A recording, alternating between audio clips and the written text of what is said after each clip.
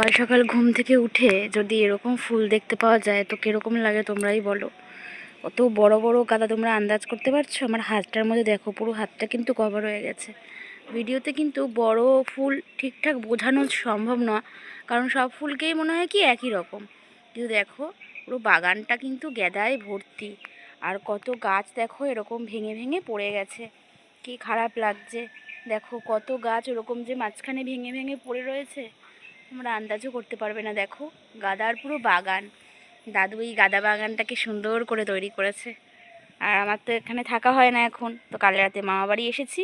আর আজকে সকালবেলা উঠে দেখছি এরকমভাবে কুয়াশা ভরা সকালে কত সুন্দর বাগানটা, কি ভালো লাগছে। আর তার মধ্যে দিয়েই যে আমার মামা বাড়ি। আর ওই দেখো ওই যে লাল পোটলা পোটলা করে রেখেছে, এগুলো তোমরা অনেকেই জানো যে এগুলো কেন করে রেখেছে। এগুলো হচ্ছে বীজ করবে, যেগুলো অনেক বড় বড় গাদা হয়ে যায় না, অনেক বড় বড়, সেগুলোর মুখগুলোকে এভাবে বেঁধে রাখে।